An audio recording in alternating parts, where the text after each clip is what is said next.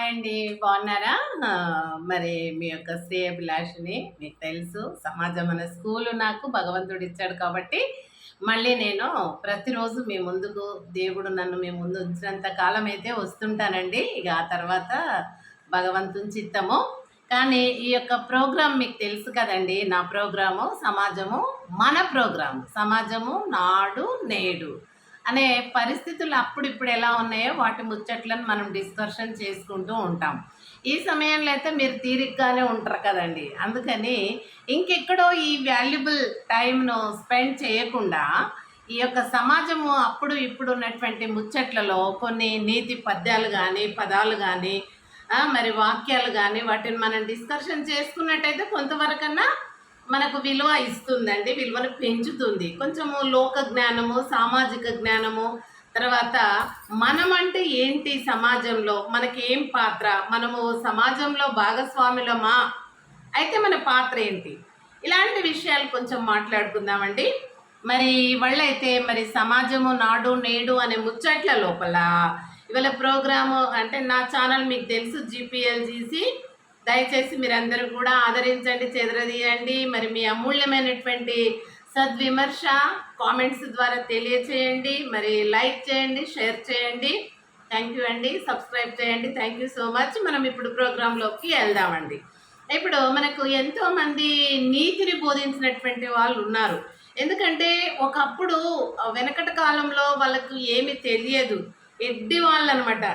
మన పశువులు ఎలాగోనో అలాగే వాళ్ళకు ఏమీ అసలు వాళ్ళకు బోధించే లేదనమాట. బోధించే జ్ఞానం ఎవరి చేత వాళ్ళు తీసుకోలేదు.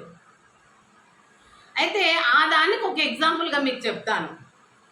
చాలా రాజులు పరిపాలించే కాలం లోపల రాజు ఒక కింగ్డమ్కు కింగ్గా ఉంటాడు కదండి.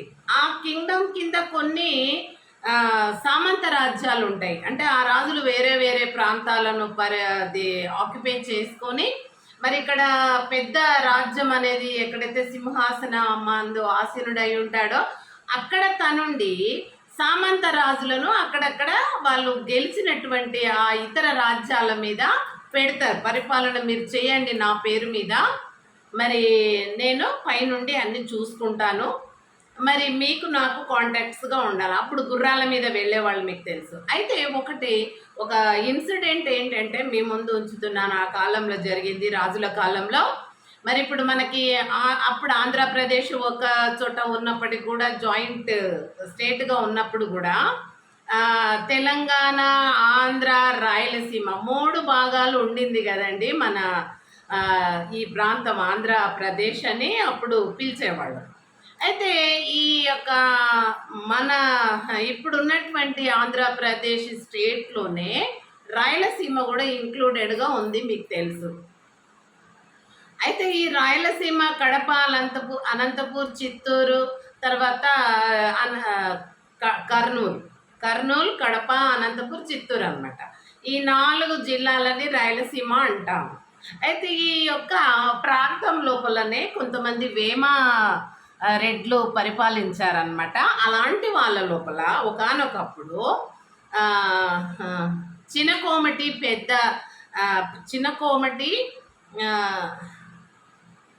పెద్దారెడ్డి అని ఒక అతను, ఆయనకు ఒక తమ్ముడు ఉండేవాడు, చినకోమటి వేమారెడ్డి అని. చినకోమటి పెద్దారెడ్డి ఏమో వాళ్ళ అన్న, చినకోమటి వేమారెడ్డి ఏమో చిన్నాయన. కానీ ఇద్దట్లో కూడా ఆయననేమో సామంతరాజు వాళ్ళ అన్న. ఎవరైనా ప్రథమ పుత్రుడే ఆ యొక్క సింహాసనాన్ని అధిష్ఠించే అర్హత ఆ రోజుల్లో ఉండింది. ఇప్పుడైనా మనం పెద్దవాళ్ళకే మొదటి గౌరవం ఇస్తాం, ఎందుకంటే తండ్రి తర్వాత తండ్రి అని చెప్పేసి. అయితే ఆ చిన్నకోమటి పెద్దవేమారెడ్డి తమ్ముడు చిన్నకోమటి వేమారెడ్డి. అయితే ఆ యొక్క పెద్దవేమారెడ్డి వాళ్ళ అన్న రాజుగా ఉన్నప్పుడు ఒక దుర్గారావు అనేటటువంటి ఆయన కింద ఉన్నటువంటి ప్రధానమంత్రి. ఆ ప్రధానమంత్రికి ఆ యొక్క సంస్థానంలో ఉన్నటువంటి విషయాలు, రహస్యాలు అన్నీ కూడా వాళ్ళకే తెలుస్తాయి. వాళ్ళకి తెలుస్తుంది. సామంతరాజుకి ఎంత తెలుస్తుందో ప్రధానమంత్రికి కూడా, ఆయన చేతి కింద ఉండే మొదటి మంత్రికి కూడా అంతే తెలుస్తుంది. అది చూసి ఆయనకు చెడు దృష్టి పుట్టింది. ఏమనంటే ఈయనను చంపి నేను ఈ యొక్క రాజ్యానికి సామంత రాజుగా ఉంటాను అని అనుకుంటాడు. అనుకొని అన్ని కుట్రలు పన్నాగాలు పన్నుతూ ఉంటాడు. ఆ సమయంలో ఒకసారి మరి దారెంబడి నడుస్తూ ఉంటే చిన్న కోమటి వేమారెడ్డి నడుస్తూ ఉంటే ఏమైంది, ఒక ఆంబోతు ఎదురై పెద్దగా అది రంకె వేస్తూ భయపెడుతుంది అనమాట. అప్పుడు అందరు భయపడితే ఈ యొక్క చిన్న వేమారెడ్డి ఏం చేసిండు, ఆ యొక్క ఆ యొక్క ఆంబోతును బెదిరించిండు. పెద్ద కేక వేసి బెదిరియగానే అది భయపడి వెళ్ళిపోయింది అనమాట. అప్పుడు ఈ యొక్క దుర్గారావు చూసిండు.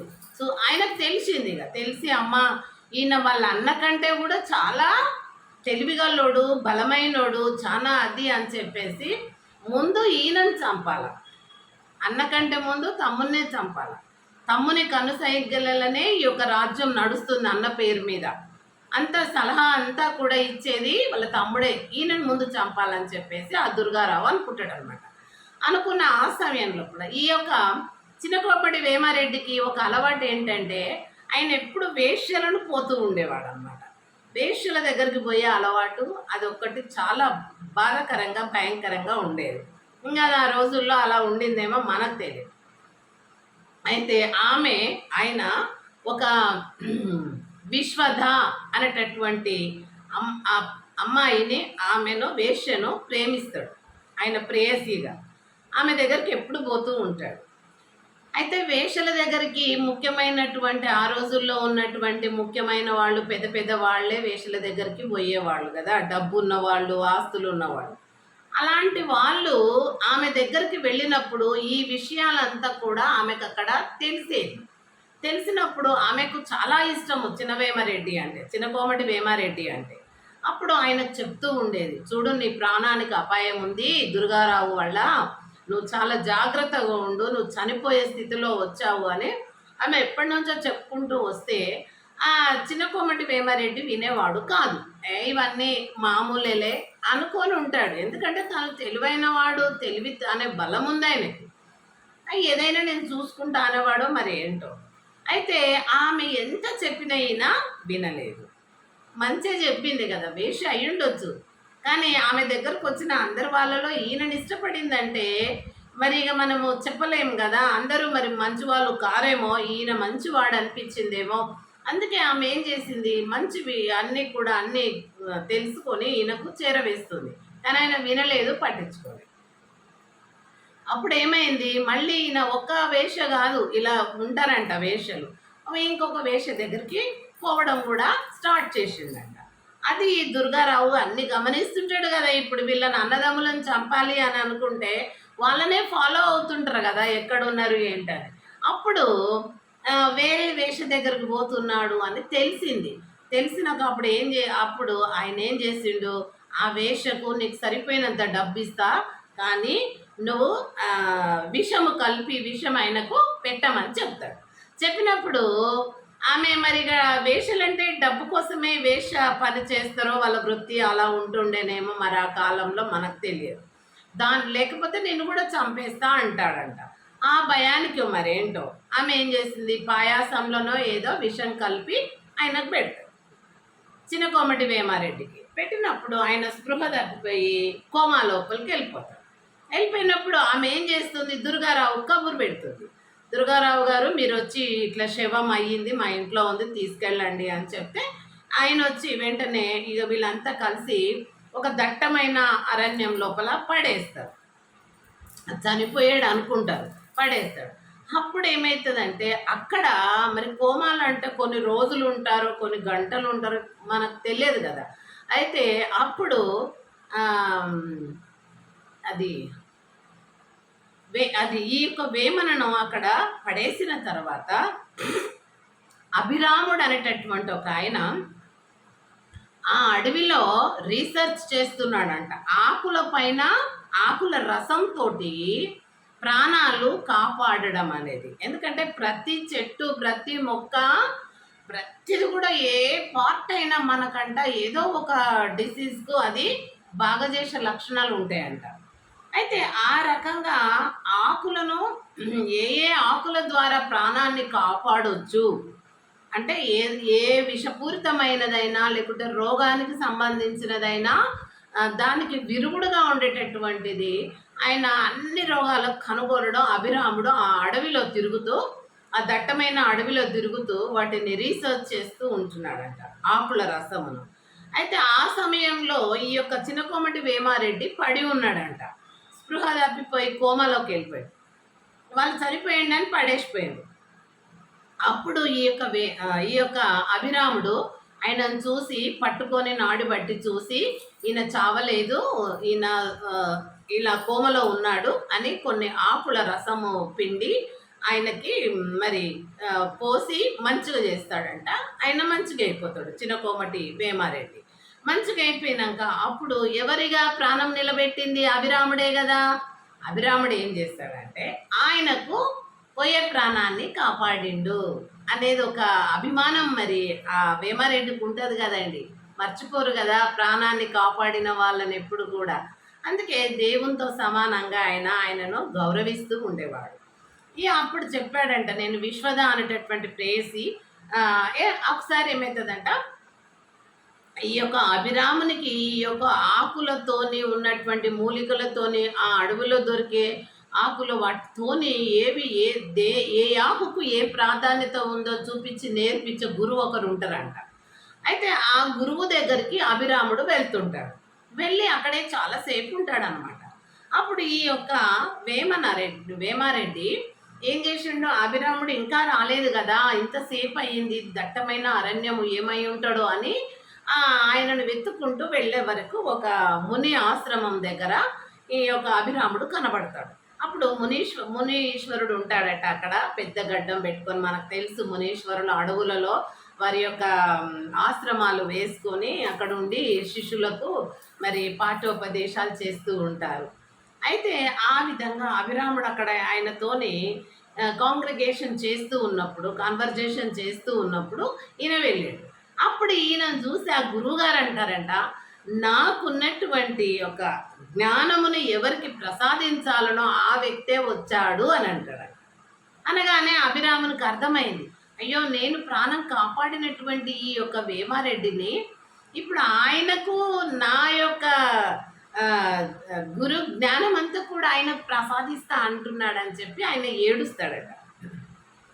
ఏడ్చేసరికి అప్పుడు ఈ యొక్క చిన్నకోమటి వేమారెడ్డి అంటాడంట, నాకు ఎంత చూడు, నాకు బలమున్నా తెలివున్నా నాను ఇంకా అజ్ఞానిని కాబట్టి నేను ఒక వేశ్యను నా ప్రేయసిగా నేను భావించి వెళ్ళేది. ఆమె నాకు ఎంతగానో రాజ్య విషయాలు, మరి ఆ యొక్క వ్యక్తి నన్ను చంపాలనుకున్నటువంటి దుర్గారావు విషయము, ఆయన పన్నాగాలు అన్నీ నాకు వెంట చేరవేసినా కానీ నేను పట్టించుకోలేదు. అందుకే నేను అజ్ఞానిగా ఉండిపోయినా.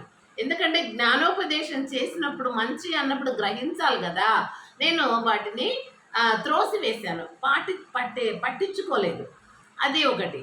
అందుకే నేను ఈ స్థితిలో ఎక్కడ నిర్జీవిగా పడి ఉన్న ఈ అడవిలో మళ్ళీ మీరు భగవంతుని దయచేత నా దగ్గరికి భగవంతుడు పంపిస్తే మీ ఆకుల రసాలతోటి నన్ను బాగు చేసి ఒక మనిషిగా నిలబెట్టారు అభిరాముడు.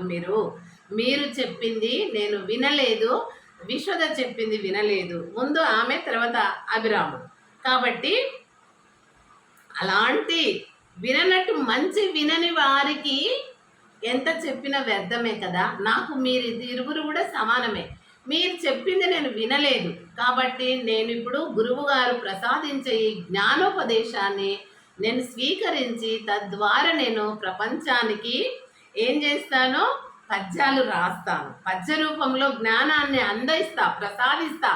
అప్పుడు ఏమని ఆ యొక్క ప్రతి పద్యము, శతక పద్యాలు అంటే వేమన పద్యాలు 100 పద్యాలు అయితే ప్రతి పద్యము కింద నేను విశ్వద అభిరామ అంటే, విశ్వద అంటే నా ప్రేయసి, నాకు మంచి చెప్తే వినలేదు, అలాగే అభిరాముడు నా ప్రాణాన్ని తిరిగి రక్షించాడు.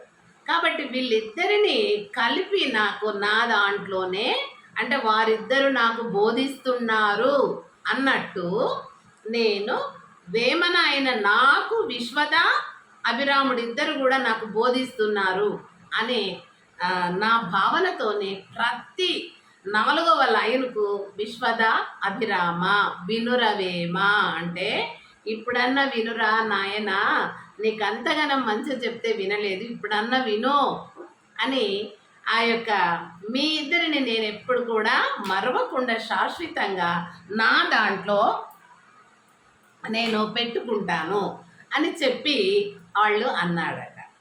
అని అప్పటి నుండి ఇక ఆ రకంగా విశ్వద అభిరామ వినురవేమ అని పెట్టాడనమాట.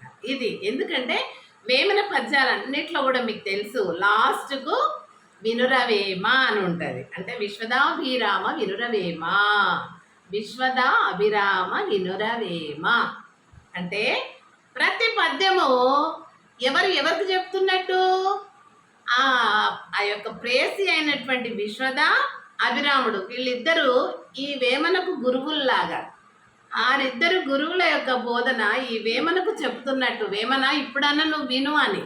కాబట్టి విశ్వద అభిరామ వినురవేమ, ఇప్పుడన్నా విను వేమన. ఏంటి వినాలి? సత్యాన్ని.